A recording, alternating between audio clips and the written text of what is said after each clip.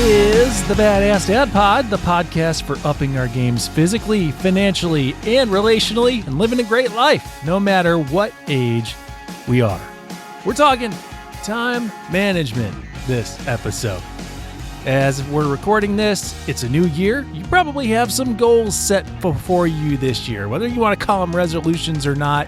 I'm sure that most of us can say, honestly, we have some ideas about where we would like to take the year, what actions we would like to fulfill through this year. A big part of that is imagining how we're going to fit in these new habits or actions. That's what we're diving into in this episode. We have a very special guest. His name is Jeff Sanders, a productivity junkie. And if you've heard of him, you know him well through his podcast, The 5 a.m. Miracle. Super helpful, and it was awesome to talk to him. We'll hear from him in a little bit. As for me, hey, my name's Ryan Dunn. I am your fellow sojourner on the way to awesome. I'm a seeker of the mighty dunk, a destroyer of toxic masculinity, the count of calories. Yeah, like that one. How about a juggler of many balls? That one came out less as well.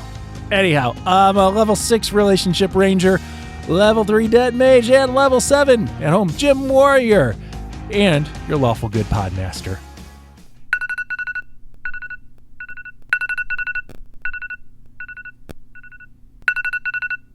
How does that sound make you feel? Does it fill you with excitement and anticipation? Probably not. If you're like me, you resent that sound. Why, though? Why do we fight against the start of the day? We know deep down that a new day is full of possibility, right? That we're going to accomplish things, right? Maybe it's that we also know there's going to be a sense of sameness to this day. Maybe that's even a fear that this day won't be much different than the last, that we're just waking up to get back on the hamster wheel of life. We're going to get up, we're going to coffee up, get something to eat and shower, and then head off to work, exhaust ourselves, and hopefully find some way to refresh and forget about things in the evening. That's what's going on with me when I hear that sound in the morning. But that's not where I want to be. I'm a man with plans. I want to be a kick-ass husband, a kick-ass dad, kick-ass podcaster, kick-ass productive employee. I want to work out every day, volunteer my time, write a book, write articles, be a scout leader, participate in discussion groups, and still have time to watch some TV and read 50 books this year. And that's a lot to balance. Is it reasonable to do it all? Actually, can I, in reality, do it all? I started the journey believing that it wasn't. So why try? You know, many things were just going to have to wait. Like, I could be a kick-ass dad and husband now, but I couldn't be a kick-ass dad and husband who also worked out every day and wrote a book. Something there was just going to have to wait. But at some point, you get old enough and impatient enough that you just don't want to wait anymore. Let's be honest, I'm 45 years old. How many more years will I put off writing a book while I see so many people who are like 15 years younger than me and no less married or childed and employed, producing the books in their hearts? They were doing the stuff I dreamt of doing, and were their lives really so different from mine? In my perception, I saw people who did the same things as me and yet still had the drive to do the things that I still wanted to do. And they had friendships on top of it, something I've been aching for as well.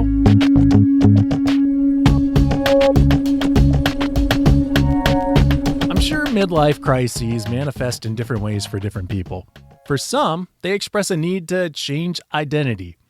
They have some kind of epiphany that they haven't grown into the people they hope to be and seek to change who they are.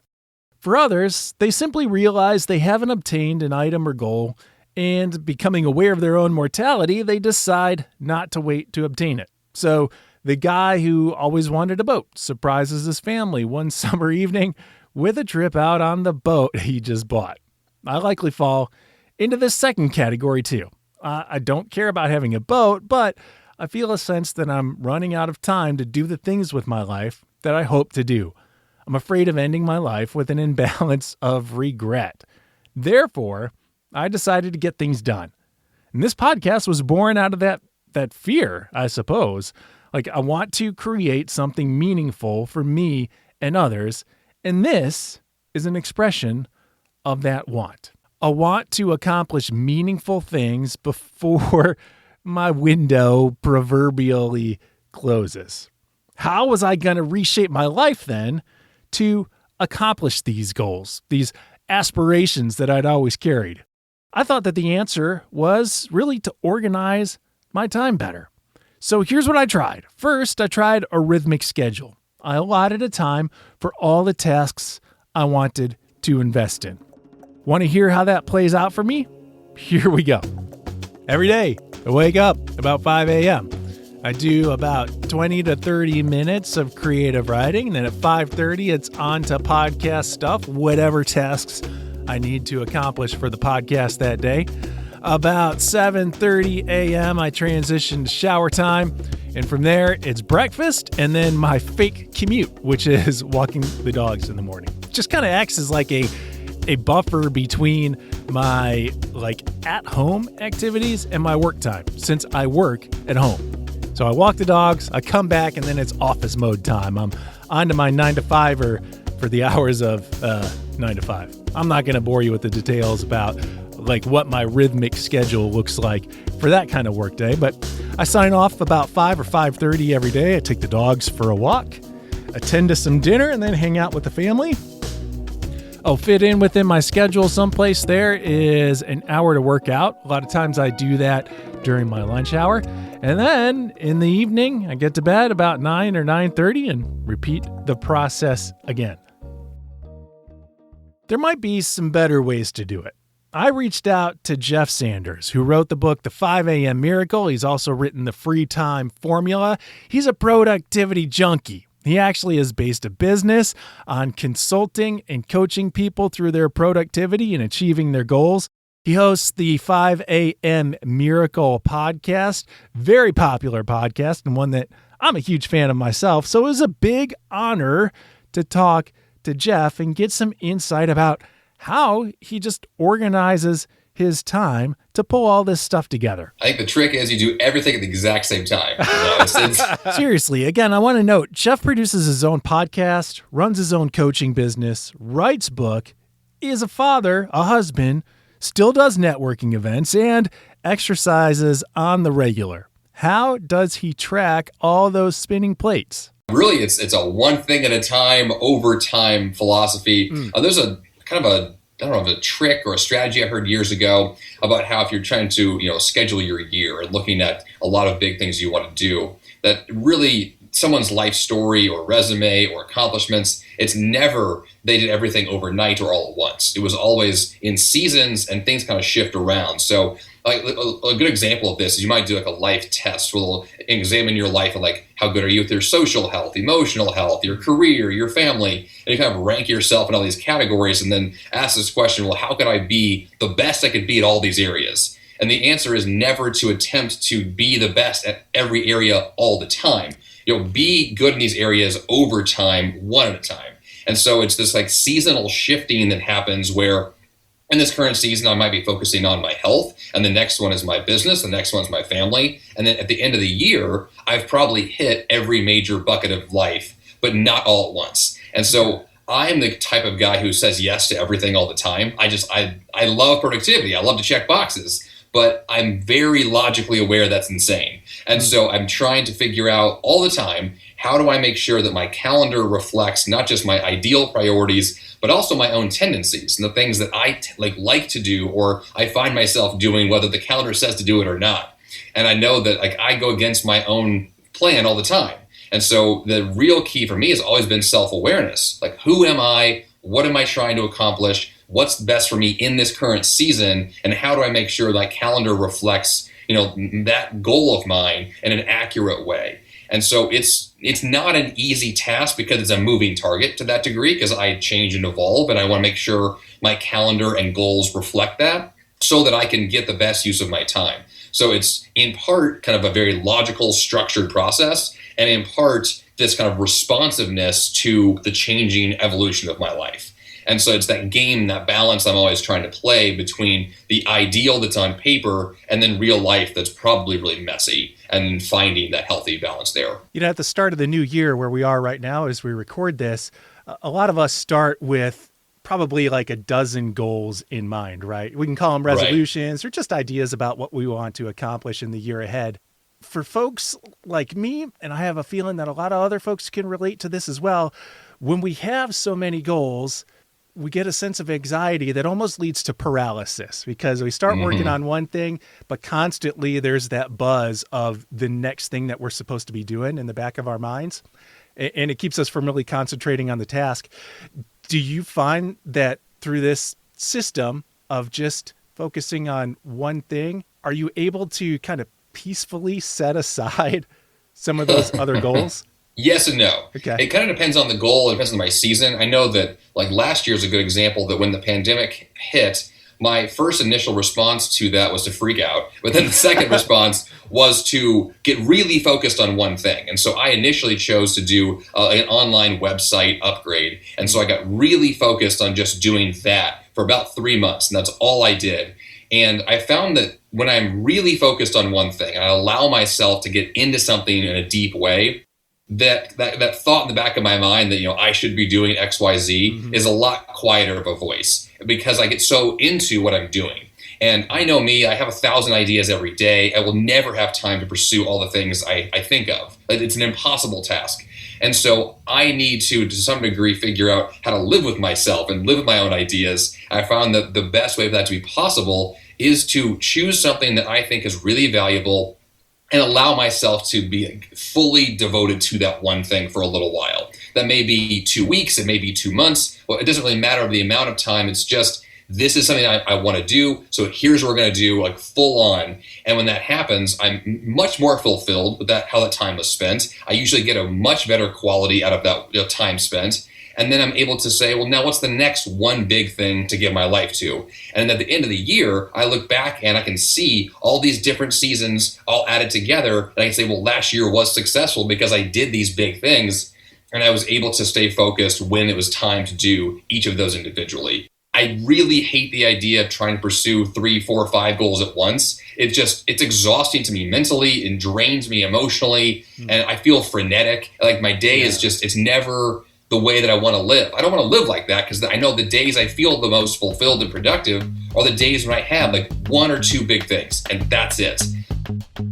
There are also people like Tim Ferriss, author of The 4-Hour Workweek. He maintains that being ultra productive is a matter of being ultra focused. So pick your best times to work and focus singularly on your work tasks for that amount of time.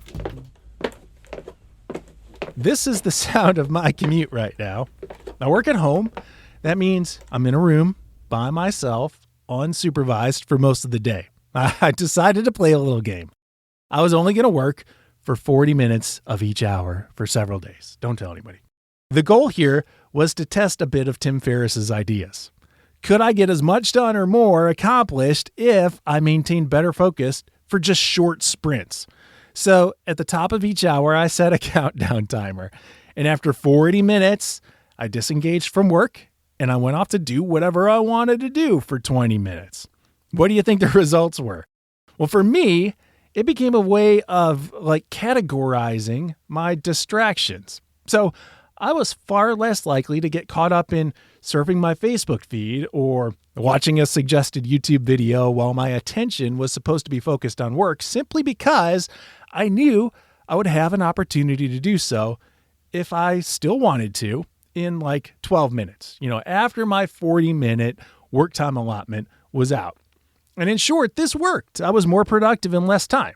Well, kind of. I was more disciplined in my workflow for sure. I think overall, I got more done, but I was also in effect wasting 20 minutes each hour.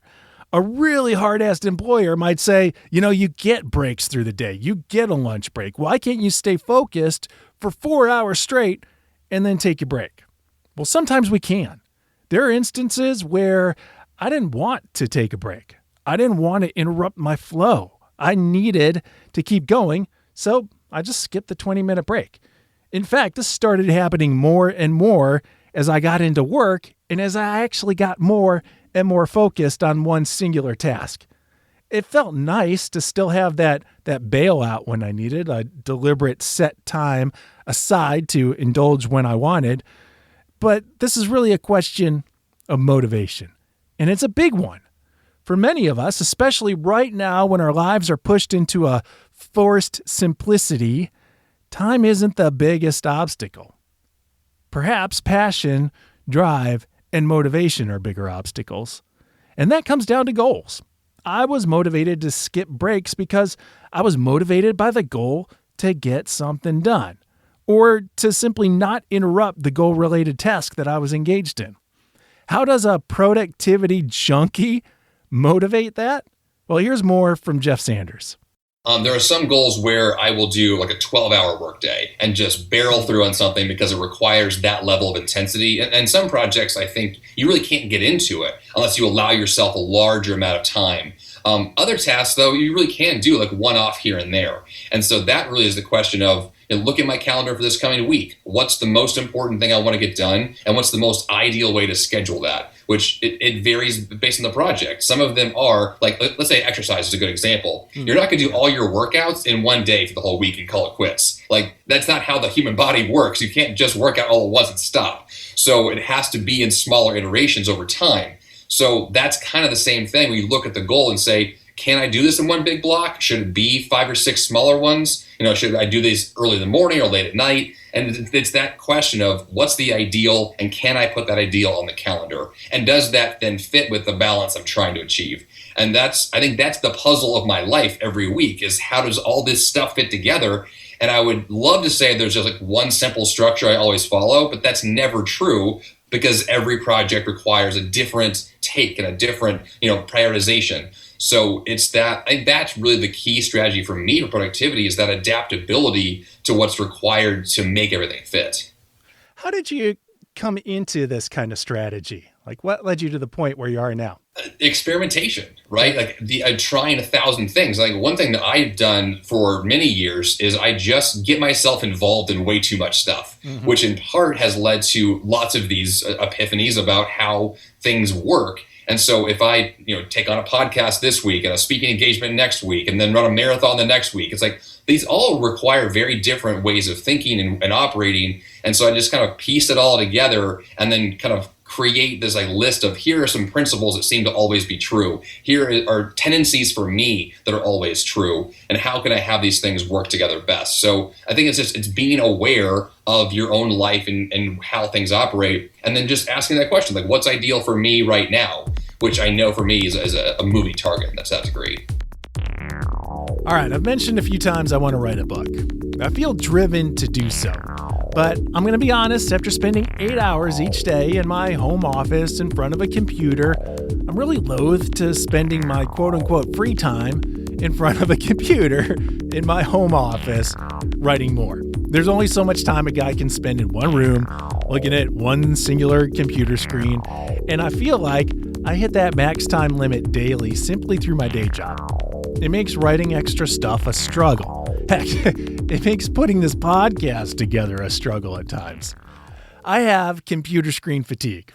I want to be away from it, and that means I feel a diminished passion for working on passion projects like this podcast and other writing projects simply because I'm loath to sit in front of the screen. So can one cultivate passion and drive? Like, could I inspire my own motivation in the instances when I don't want to stare at a computer screen any longer? I felt like passion was something you either had or you didn't have. It can't be faked or coaxed, right?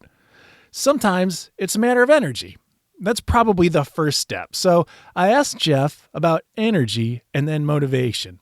So again, I reached out to test my theory.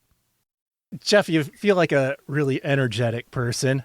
Is that something that comes natural to you? Like, do you wake up in the morning at 5 a.m., I might add, and this is you? Or is this cultivated in some way?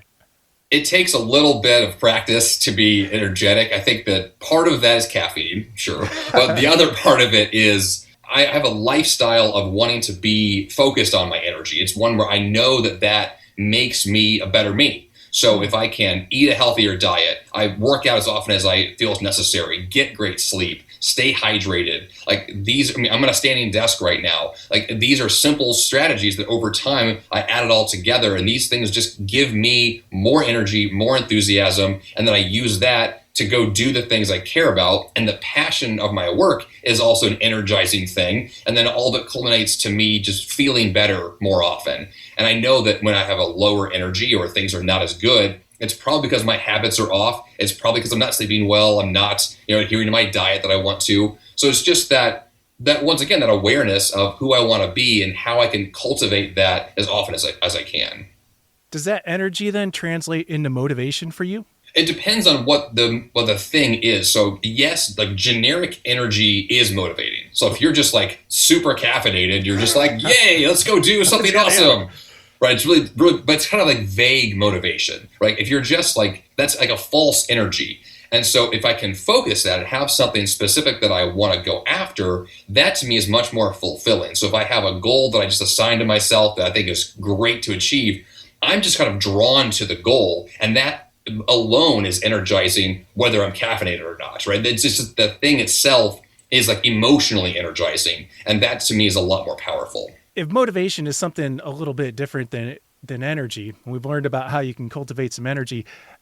How do you personally cultivate motivation? It's a mixture of a lot of different things. I know one thing that motivates me is just the sheer productivity of getting things done. So the accomplishment of a goal fulfills me enough to want to repeat that process. I was doing an interview recently where someone asked me a similar question. I think that the thing that I realized while answering that question was that like I will pursue a goal like writing a book. And when I'm done with the book, I have a physical book that I can point to and say, this is a thing I wrote. Yeah. And I really like the tangibility of that. Or I ran a marathon. Here's the medal I got from running that marathon. And having that kind of that moniker of that physical thing is just this reminder that like, if I do big things, I get a result that I care about and a symbol that matters to me. And then I want more of that. It's kind of like a drug to that degree. It's like you want that high again and again. But that is it's a pull. It draws me in to say, well, what else can I achieve? Can I do a bigger goal? Can I push myself? And I love to be challenged. I love to take these things on. I mean, I didn't run a marathon because someone forced me to. Like I chose that. And even though it's painful and difficult, but I know that I get a lot of fulfillment out of being challenged. And so I want to take on things that are complicated and confusing and new, because I know that at the end of that process, I'll have a new skill, I'll have a new knowledge base. And that to me is just like a large part of what life's all about, is that journey of just growth and experience. Can passion for the tasks we have to accomplish to achieve our goals be cultivated? I did more research on the topic, and psychologists, productivity specialists, they recently began making an important distinction. Passion is not something that you ride. Like it isn't just a feeling that coaxes you along. Passion is actually something you drive. I want to say that again. Passion isn't something you ride. Passion is something you drive. That's counter to what many of us assume about passion. We assume, or at least I've assumed, that passion is something that will carry me through the tasks I need to complete in order to then complete the larger goals I have. And it works like this. I have a passion for writing. Therefore, I have a goal to write a book. The passion will carry me into and through the daily writing sessions I need to complete in order to write my book. Except some days, as I've mentioned, I don't feel like sitting in front of the computer and writing. Or other days, I don't know what to write. What are those days? If I don't feel like writing on a particular day, does that mean that I'm not passionate about it? Well, in the end, no. It doesn't mean that at all. Really, it just means that sometimes writing is hard and a struggle, and we can only inflict a certain amount of struggle on ourselves. You can substitute any of your specific passion projects into my example in place of writing. It might be exercise and working out for you, or developing an entrepreneurial business plan, Or I don't know, loving your family well. What's important to note is that passion does not equate to motivation. You can definitely be passionate about something and at times feel a lack of motivation to do anything about it.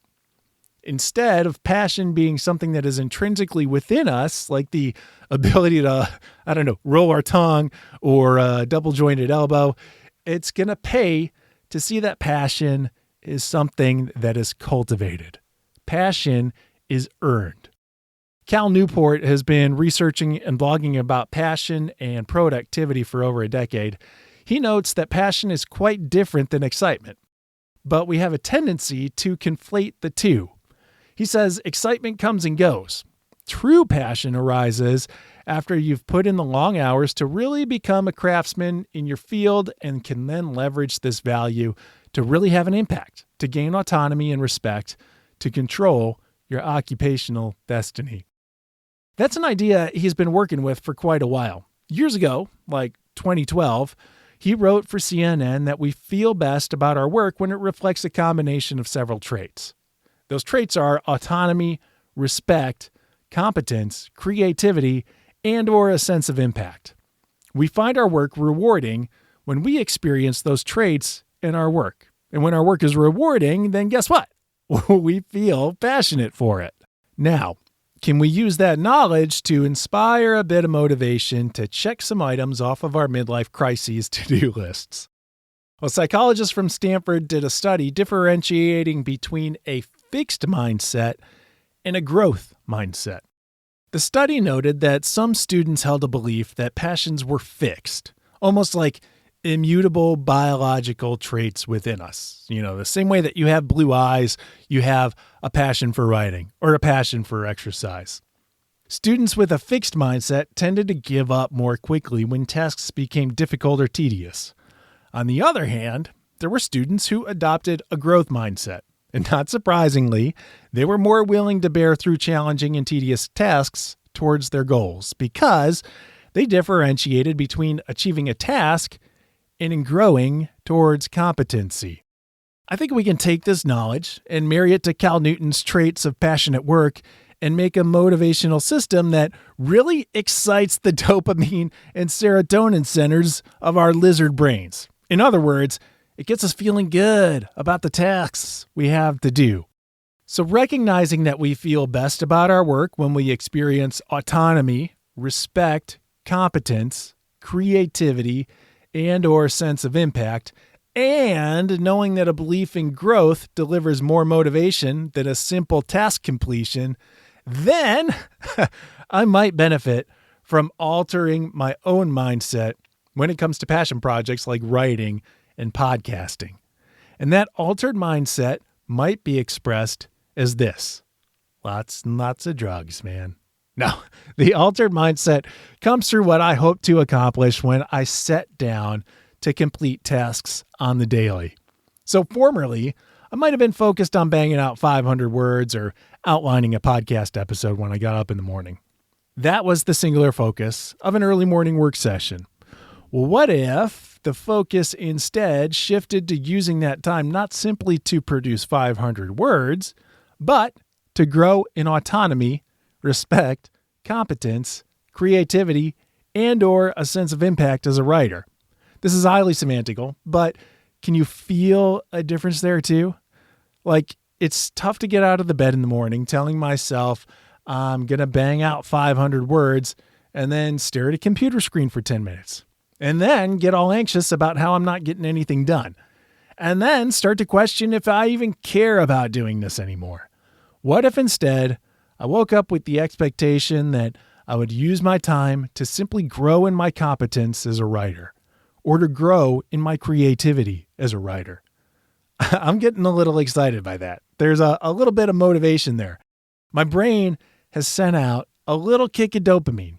And it's saying, bro, when you do a little writing practice and grow in your competency as a writer, we're going to do a little broing, bro. So it'll be so bro-tastic, brah. Sorry, that's my personal interpretation of dopamine, like it's some kind of smoked out drug dealer. Just take a little hit of this writing thing, man. It'll have you feeling fine. So maybe the key to organizing your time to get after things this year isn't all about checking off a goal. Maybe it's somewhat more about growing towards a goal. We can take Jeff's ideas and singular focus and deliberate blocks of time and let our focus become growing through that time. So as I'm doing this podcast episode right here and now, not only am I getting this done, but I'm growing more competent as a podcaster in the process. I may not be growing better as a impersonator of dopamine, but, Anyway, when I think about that in relation to the other goals I have, like to write a book or to dunk a basketball, it incites a little more passion because both are monumental tasks. Like they're not things that I'm going to accomplish in a week. And to chew them all at once feels like a total mess. I can never schedule enough time, but I can schedule enough time today to become more competent in completing those goals. This has been an exciting episode for me. I learned a lot in this process. It was super exciting for me to get to chat with Jeff Sanders. You can check out more about him at, get this wacko website, jeffsanders.com. That's Jeff Sanders.com. I also really recommend his book, The 5 a.m. Miracle, as well as the Free Time Formula. So again, check him out, jeffsanders.com. Thank you so much for joining me. You've been awesome. If this episode has been meaningful for you, please subscribe.